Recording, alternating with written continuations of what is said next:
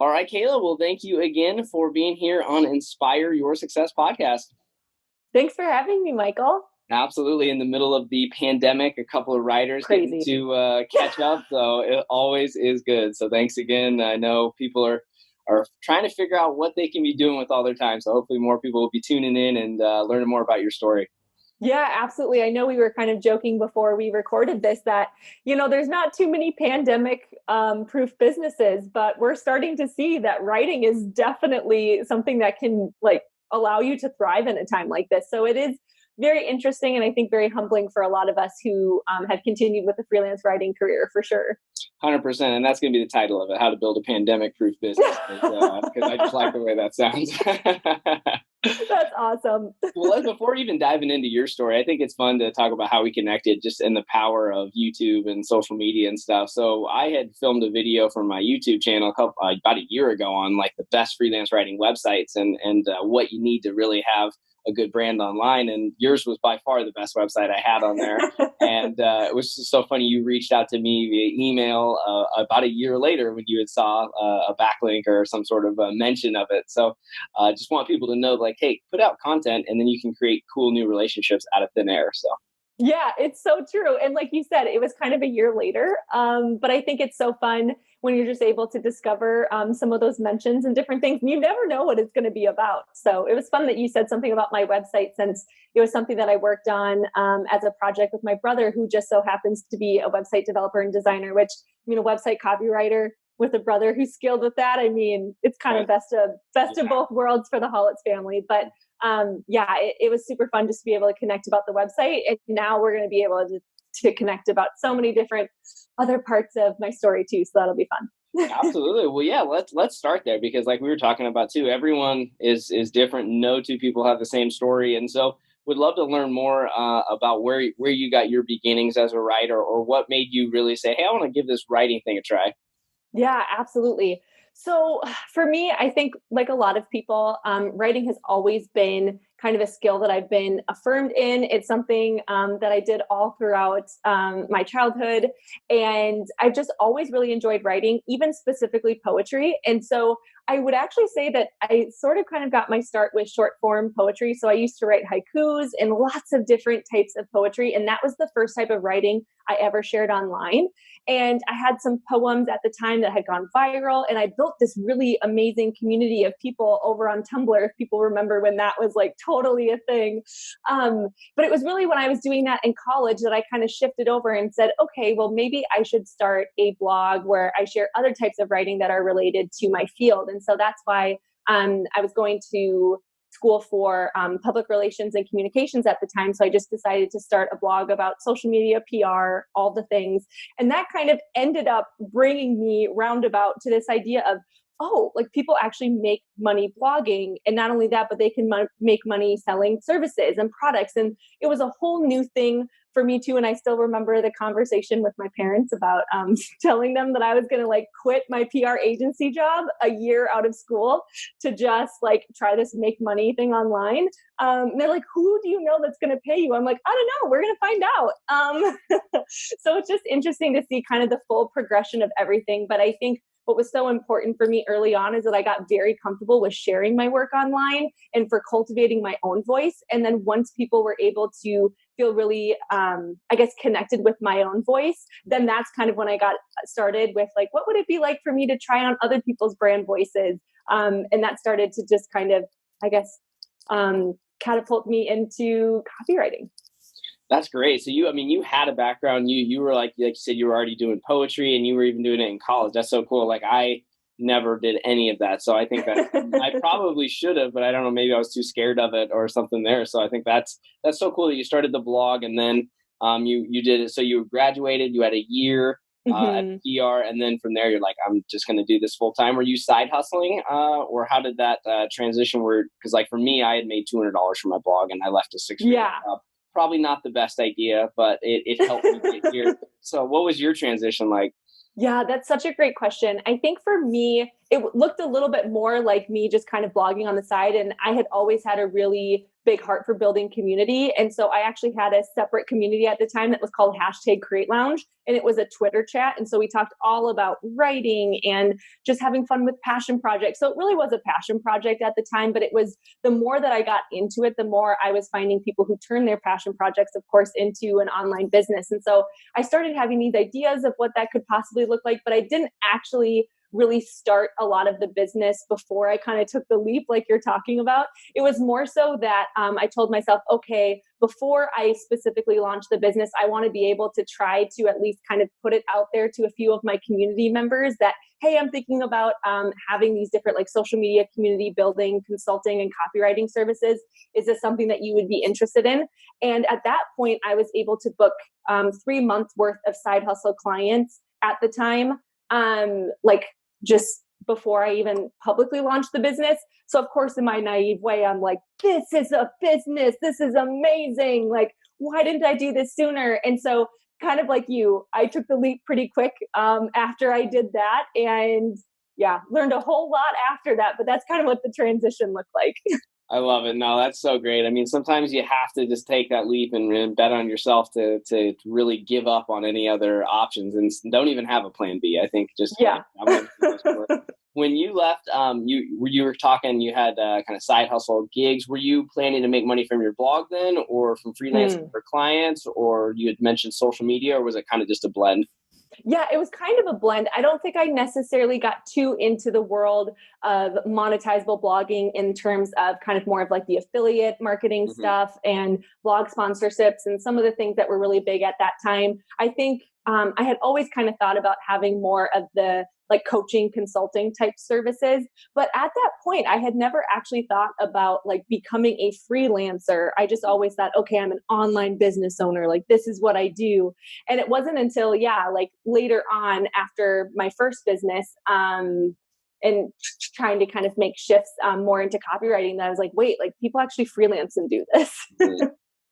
That's really, I think that's an important step though, right there. So let's talk about like that next step of like, hey, I'm kind of this online business owner. I think that's huge that you said that, by the way, because a lot of people just think of themselves as a writer, or it's really easy to associate yourself as a broke writer or a struggling writer. And those titles that you carry can really have a direct impact on your success. So the fact that you said I'm an online business owner and you happen to be a writer, I think that's really important. I talk about that with anyone that I work with, like, hey, you're an entrepreneur before you're a writer. And that's so good. So I think that's really cool. And then what made you kind of go to saying, all right, I want to do this like copywriting. This is exactly what I want to focus on. Was it the money? Was it the clients? What really drew you into that?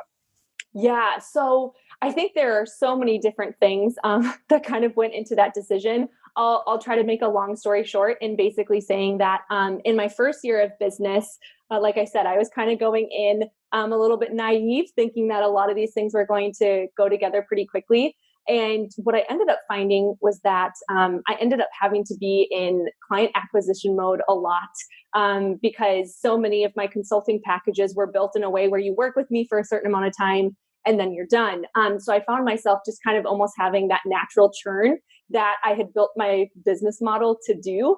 And I just didn't really know a lot about business sustainability. Like you're talking about, I was calling myself the online business owner, which is a great mindset, but you also need some practices to be able to back it up. And I had never taken a business class. To be honest, I still haven't. A lot of my drive and my passion comes from just kind of being a self-starter and doing things on my own. And a lot of people say failing. I like to think of it as experimenting. But in that first year, to be honest, it was some ups, but a lot of downs. But I also think that I was able to learn a whole lot through that year. And like you said, you kind of come to a place where you're like, okay, even though it feels like the cards are stacked against me, like, am I actually going to bet on myself and keep trying, or am I just basically going to go back to something? And I did end up actually being there at the end of my first year thinking, do I want to continue with this or do I not? And it was through a series of like a few different events and also just even like my own spiritual journey and different things that really kind of led me to a 3-month reflection period for me to just be able to take some time and think about like, what is it that I'm actually good at? And I even remember talking to some of my family and friends and saying like, what are the 3 things that you think about when you think of me? Or even ask my parents, like, what are the gifts that you guys saw in me, maybe, or even some of the qualities and stuff? And maybe what are some of the things that I have forgotten to cultivate, or what things, just all those different questions. And it just kept bringing me back to writing, which I thought was really interesting. And at that time, I didn't think that you could make any money really from it. And even with me wanting to go into PR, and before PR, I actually was trying to do fashion journalism. So it was always like writing was a part of everything I was doing, but I never thought it could be the thing that I was doing. It was always like, I have to choose a career where it's a part of it, but not the whole thing. So I think it was just really impactful for me when I went back to some of my social media kind of consulting clients at the time. And I had to kind of be brave and tell them, hey, I'm not going to do this anymore. It's not working for me. But do you want to work together on copywriting? Because I was like, I know I've been writing a blog for so long. I know I'm great at content creation. I feel like I could totally do this copywriting thing. So by having some of those relationships in that community already, I had people who trusted me privately before I was like, okay, publicly, I'm going to launch myself as a copywriter. And I thought it was going to take a really long time for people to totally get that I was doing copywriting, because I had spent so much already of my time like positioning myself as a social media people. I'm like, people are not going to get this. This is going to be ridiculous. And it happened like almost instantly. It was insane. Yeah, I think being aligned is so important. I mean, it sounds like that's kind of where you got. And I've switched niches with writing, and I switched from blogging to freelancing. And so hopefully people that are listening to this don't feel like you have to, like, you were in social media and then you decided to do the writing, and now you're aligned and you're thriving. And so the same thing happened with me. So people, I think, a lot of times feel like they box themselves in. But in reality, you change anytime. And I talk to so many of my students, and they're like, they don't want to niche down because they're terrified of being that person. And I'm like, you can change any day you want, for sure, as long as you put yourself out there and communicate it correctly. And exactly, alignment's just so big. So I'm glad you talked about that, because I haven't heard it said quite like that. And you also mentioned going on a spiritual journey. I think that's a big part of what's made me successful, what's made any guest I've talked to. You can only hustle 18 hours until your eyeballs bleed so much, right? And so people like that's how I used to be. And I thought that was how you were, became successful. So talk about that, because so many people just want to know, well, I want to do all the writing things. It's like, well, if you don't have the foundation and you don't have the mindset and the alignment that we've been talking about, it's really hard to find that success as a writer, or really anything. So can you talk a little bit about what that journey was like for you? Yeah, absolutely. And I think this part of my story is a little bit more vulnerable and stuff too, but I'm more than happy to share it, because I do think it's right. Like, it's the more complete picture of everything. I mean, it's really easy to just talk about, like, I once was going from this business and now I'm here. And it's like, but there's so much in that messy middle that people don't necessarily always talk about. And so for me, kind of what was happening at the time, like you're saying, I was definitely a huge workaholic. Like, I've seen my dad be that all my life. I saw his dad be like that all my life. And so to me, I always just thought that, like, that just kind of runs in our blood, kind of a thing. And I almost had some weird kind of pride around that. And so even though I had a really great work ethic, I found that I was using so much of that work ethic on the wrong kinds of things, or, it just wasn't necessarily as productive as maybe it could have been. And I over glorified kind of the amount of hours that I was putting into something. And a lot of the other parts of my life were having to basically fall because of that. And so what I ended up finding, of course, is I think what a lot of people end up finding is that you can only do that for so long before it's not sustainable anymore. And for me, it took about like maybe 6 months of me working 80 plus hours a week. And before, I was actually working 70-ish hours at the agency and doing all the other stuff on top of it. So I didn't necessarily think it was any different. But I think because I was also working from home and living on my own, I had so much alone time and isolation. And I was almost trying to like outrun my own mind in certain times and just not giving myself time to reflect. And so everything kind of came to a head when I just saw that my mental health was just very, very much so. I felt very attacked with my emotional health. And in the past, like, I have really struggled with PTSD for a few different experiences that have happened in my life. And so because at that time, there was so much isolation that was able to come out more. And so I really kind of came to this like very spiritual surrender where I just kind of threw up my hands and said, like, I'm not made to carry this weight anymore. I can't do this anymore. And so in a very beautiful way, although entrepreneurship was the thing that ended up almost kind of like exposing that, it also allowed me to deal with that. And in my like humility at the time, I knew that what I needed to do was not what I wanted to do. I knew that I had enough savings to be able to keep getting me through. I knew that I could just like save face, all of those things. And I actually decided to move back home. I was like, I need to be around people who love me. I need to open up. I need to learn how to ask for help. By the way, all those things have helped me a lot in my business so far. And then there were just a few experiences that I had during that 3-month time of reflection where I was trying to like really rebuild my identity. And for me as a Christ follower, like that's really important for me. But yeah, just during that whole entire time, it was just very interesting for me to really just let go of any preconceived notions. And like you're talking about alignment, getting back to your core values. And you start to realize like, what is it that you're working for? What actually matters for you? And I found that it was because I wanted to be flexible for the people that I love. I wanted to be able to be there during times of need. I want to be able to help them with resources, whether it's my time, money, whatever. So clarifying that and then starting this copywriting business again, to make a long story short, like that, almost in a very odd way, I don't think that my business would be what it is today without that like very, very difficult season of walking through it. So thank you so much for sharing that journey, because that means a lot to me. I know other people are gonna really resonate with that, and that's really what I've been trying to share as well. I've been writing about it on Medium. Entrepreneurship and freelancing, all this, it brought me to the darkest time of my life, and yeah. I was very similar to you, where you just, you felt like, why am I doing this? And you had to create a new identity. And it is very challenging. And most people won't go through it because it is hard and they just choose the easy route. But that's why I'm always grateful for entrepreneurship, because it makes you face yourself in a way that probably nothing else will do it. And, I kind of stole that from Ed Milet. He said, entrepreneurship is the greatest form of personal development out there. And it's so true, though. So it's because I was someone that I would never, meditate or do any sort of quiet journaling, or, now I do like self-hypnosis and hypnotherapy and, talk openly about mental health. And so I'm very grateful that you shared that with us. So hopefully everyone that's listening right now, remember, money is not more important than your mental health. And so it's important to get aligned and find your purpose, your passion, and work towards that, and not from that scarcity of like, what am I going to do next? I got to hustle. So thank you for doing that, and just some of the steps you took. I mean, hopefully people can really latch onto that and realize that, again, there's no one way to do this, but as long as you're protecting what's between your ears, everything will get easier, better, and more fulfilling. At least that I found. That is so true. And I think that there's kind of that natural, almost like stripping down process when you go through something like that, because you are having to shed like all of the different things that you've learned. And you start to look at like, what is it that I truly believe and how am I going to incorporate that into my business?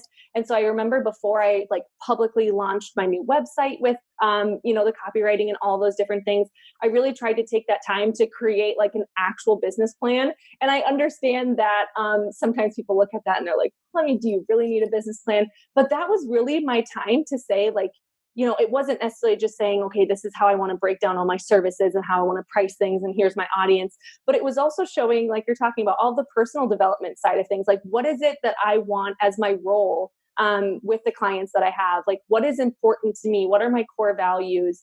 And like, what are the belief systems that I have around the work that I'm doing? Because I think probably like you too, when you're used to working those crazy hours, you start to almost feel like a machine. And for me, it's really difficult for writing, which is like my first passion and my first love, to make me feel like a machine. That's when I get like, it's when I have the really, really difficult times. And I think a lot of writers can feel that way too, because when you're so used to creatively expressing yourself through writing, and now you're doing it as a service for someone else, I think you do need to have some boundaries and some protection layers around it too, to make sure that everybody's healthy, both you and your clients. So I'm really glad that I took that time to really just reflect on those things. Like you said, lots of journal, some meditation, some prayer, all of the things. And I think what I love so much is I've heard it said many times about how like so much of what you see in the light is actually what happened in the dark room.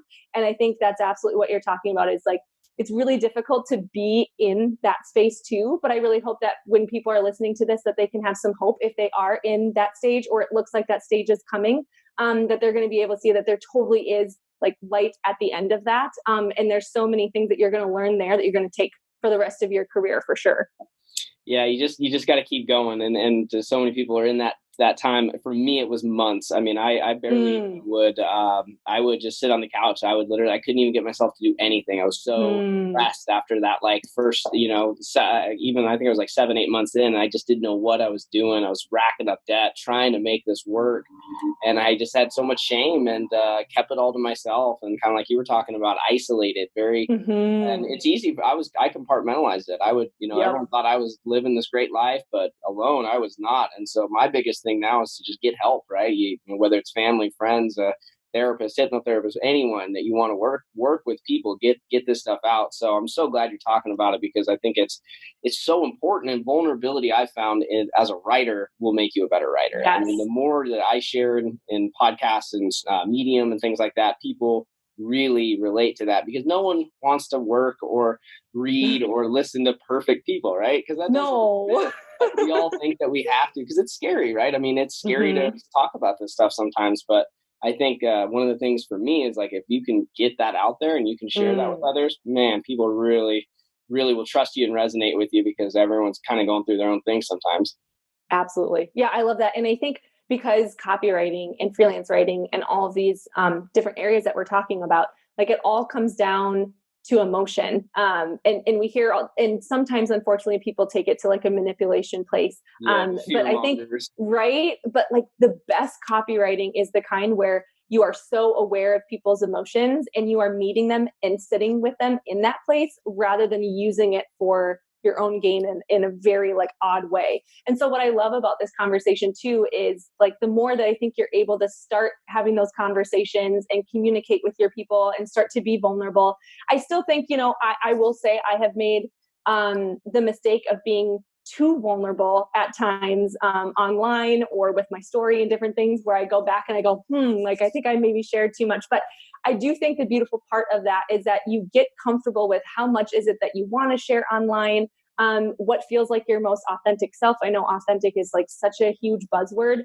but when we take it down to what that word actually means, it's so important, because I do think that the clients that I've been able to work with, they usually come to me, and it's less about, oh, I just need to get this writing task done and let's just check it off the list and move forward and whatever. It's like, we really connect with you, and we think that you are going to be able to connect with our people because you're so similar. So that's what I really enjoy about the work that I do. And hopefully for people who are thinking about this too, and maybe don't feel like they have the years of experience, or maybe they don't have the professional background, in the end, it really isn't about that.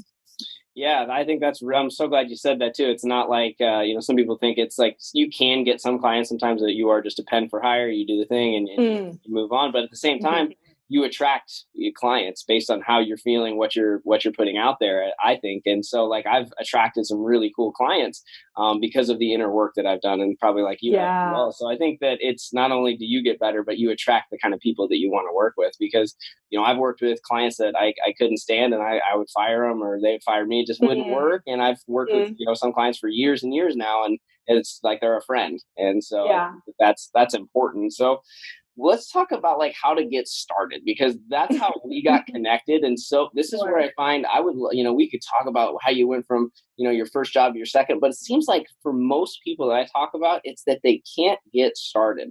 It's like they're scared, or maybe they're fearful. They don't know how to build a website. Let's talk about like that, because I want people to be like, okay, I want to share my message. I want to get vulnerable. I want to develop myself, but how do I actually get this writing thing to work? And like I said, we started connecting because your website's one of the best things I've ever seen. So I love it. So let's kind of start there. Do you think that people need to have an online writing website or blog as a writer? So I will say, like, the best thing that I can tell people, and it might be a little biased because of the way that I built things, but really, like, building a personal brand, building something where it's like people start to know your name, that you put out writing that is so true to you, that people get a sense of your own brand voice. Because of course you're going to be trying on somebody else's brand voice when you're copywriting, but I still think it's really important for somebody to be able to know that you're confident in what you are saying in order to help them with the confidence in what they're saying. But as far as you getting started, I think one thing that I've seen is, yes, I think it's great to be able to have a website. I also think, like we've talked about before, thinking about it like you are an online business owner rather than just you're putting up a very, very simple portfolio and just having it be what it is. I think is best. Although I will always have the caveat of if it stresses you out to the max, if you're not sure about what your niche is and you still want to get started somewhere, just create something. Or like you said, like you could even post things on Medium if you want to and get things started there. And then you can transition once you're ready with a niche and everything. But I have had such, like a unique evolution. I think I've probably had at least 5 or 6 websites in the amount of time that I went from like my first blog to what is now. So like you said, you can always evolve. But I think so many times when people get started, if they feel like they have to have a perfect kind of website because of what everybody tells them online, or even, they need to spend tens of thousands of dollars on outsourcing all of these different things, I say just get started, because what people are really going to care about in the end is your writing. Your writing is going to be the thing that is going to show people, do you know what you're doing? Or like, are you still developing that? And so, although I think it's fantastic to be able to have your own website and your own domain name and everything looks really professional,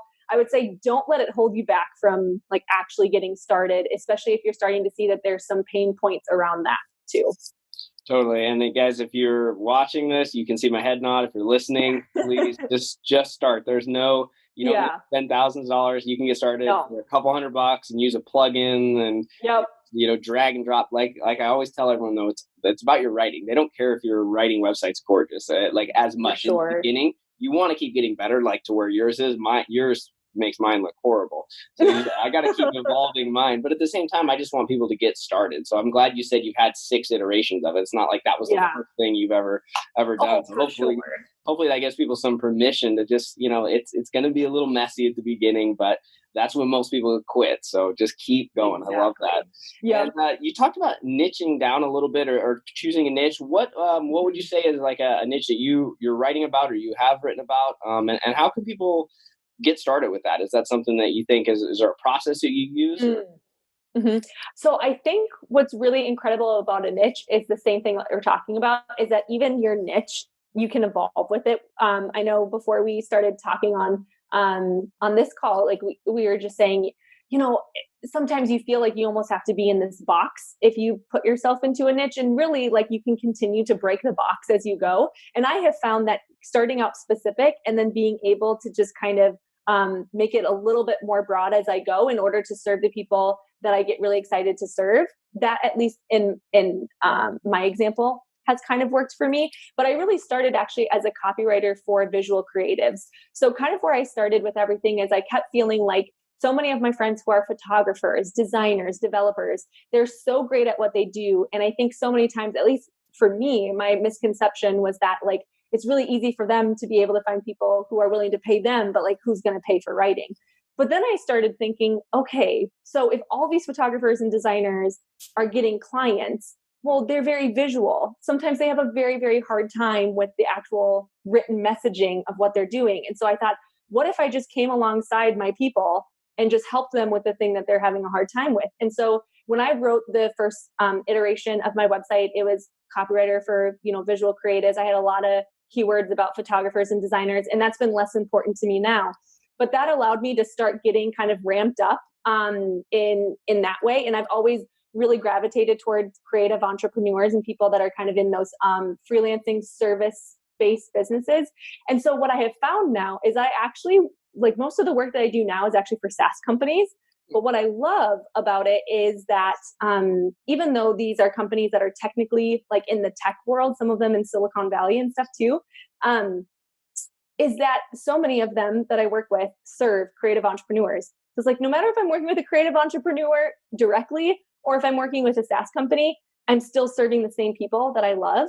And so that has been really fantastic to me because I've been able to work with some absolutely amazing, amazing SaaS companies that, it's just wonderful, that I probably wouldn't have dreamed about being able to start with so many times ago. But the reason why was because I was specific about serving those people. And they're like, hey, you already obviously know how to talk to these people. So how about you come and talk to them? And you can actually make a bigger impact if you work with us than even just directly with them. So that's kind of what I've done so far. Yeah, that's a powerful lesson that hopefully people can take away from it, is like you go to what you gravitate towards and the type of people that you want to work with. And some people just go for the niches that have a lot more potential for making money. Then at the same time, it's just like taking a job you don't like because the pay's good. Sure. Have good benefits. Yep. It's like that's going to wear off eventually. So it sounds like you have really focused on working with clients that you enjoy and that have the same kind of core mission that you're on. Is that fair to say? Yeah, absolutely. And I think what's been so fantastic for me too is that then I've been able to kind of build a community of other copywriters and almost build like a referral circle for people that are all kind of sharing leads together. And that feels really great because, of course, like I really enjoy working from a place of abundance. I think, and I have seen there's enough writing work for everybody. If you just look at my inbox, I believe that in a big way. So I think being able to have people who really love working with coaches, people who really love working with health and wellness people, all of these different types of niches, it's really great because then I don't have to try to force myself into some of those niches or make things work. It just allows me to just kind of be free flowing with the people that I gravitate toward most, while connecting them with somebody who, to be honest, I feel like I have a responsibility to connect them with somebody that I think is going to be a much better fit for them too, because that's going to end up being better writing in the long run. Totally. I think that's a great attitude. Always abundant. Like you said, there's more than enough for everyone out there. I think people get in that scarcity mindset and, there's not enough jobs for everyone. There's plenty out there. So before we kind of wrap up, I'd love to figure out like what were some of the first ways that you landed copywriting clients and what are some ways you think other people could to land, maybe that first or second gig? Because I feel like once you get that first yes, I think I sent an email to my list today, was like, once you get one yes, everything opens up. It's like Pandora's box. It's like, wait, you have to pay me to write words online? So how were you able to land some of those first gigs, and what are some advice you give to people getting started?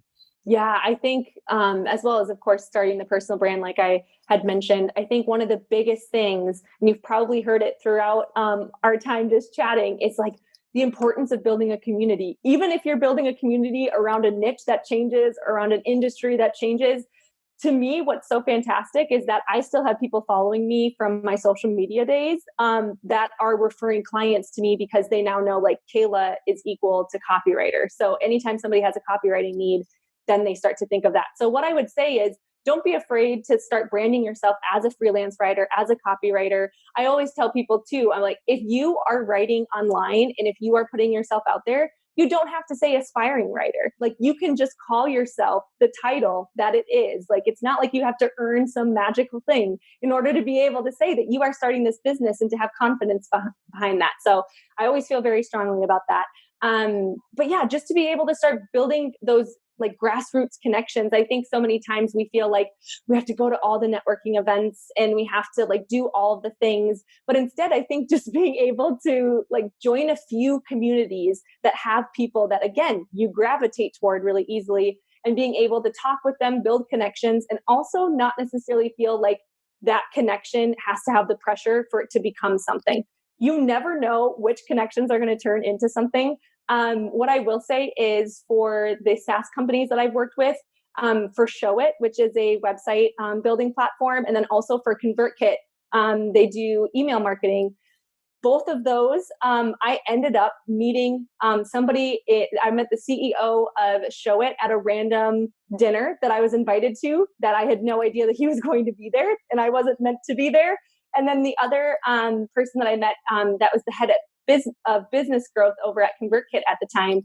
I just met him because I was meeting another friend for coffee, and they happened to meet up as well. And last minute, they were like, "Hey, are you okay with him coming?" I went, "Well, sure, more the merrier." So it's just very interesting to me how you just always have to be open to some of those connections, and you really never know where they're going to go. But just like, I think that's the beauty of just continuing to foster those relationships, because I think business is all about relationships at the end of the day. You can put yourself out there online, and I think that's a great first step. But the engagements and those sorts of things that you have with people, I think that's what actually really brings the clients. And also we know that if a client is referred to you, they're usually going to have a little bit more trust in you too. So I think that's a great place to start. And it also doesn't feel so overwhelming either.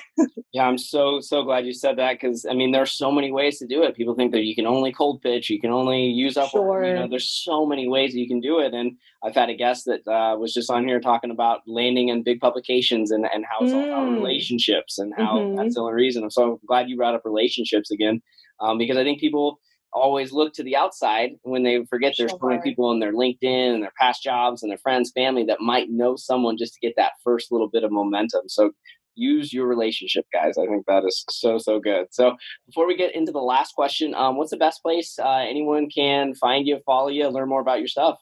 Yeah, absolutely. So my website is just my name, KaylaHollatz.com. And then you can find me on Instagram or anywhere else, basically under the same name. But that's where I usually camp out. Okay, perfect. And for the final question, what would you say is the number one skill that really makes a successful writer for the long term? Immediately, discipline.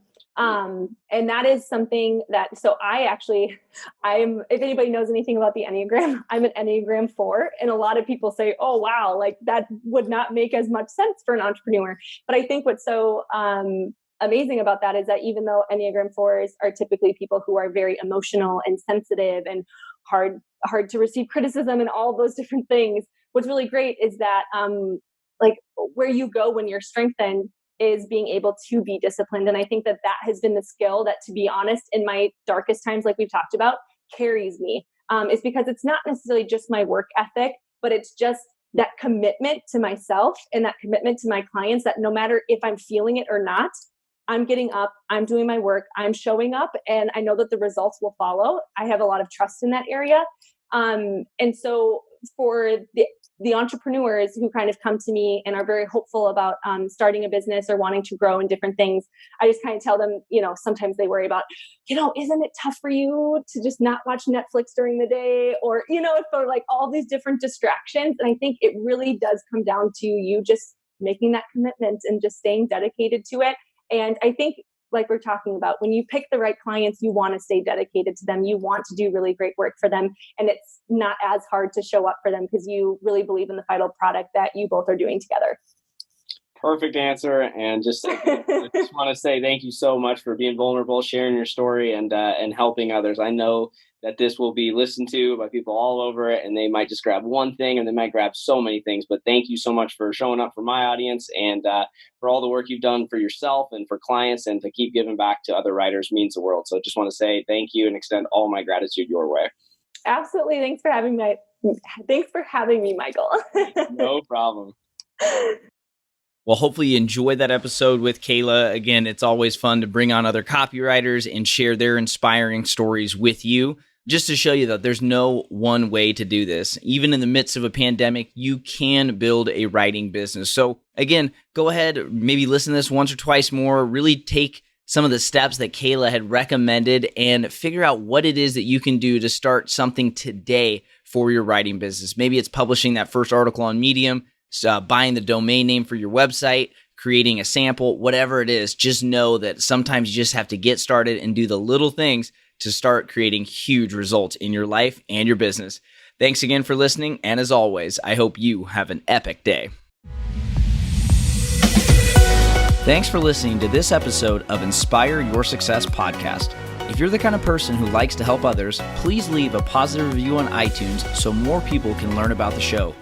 Also, if you have any questions about freelancing, I'm here to assist. Please email support@inspireyoursuccess.com, and I may even use your question for a future episode topic. And if you want more inspiration and freelance writing tips to build your business, follow me on Instagram. My username is @IamMichaelLeonard. Finally, if you're ready to learn how to make your first $1,000 as a freelance writer, check out my free 7-day series at inspireyoursuccess.com/1K. Thanks again for listening.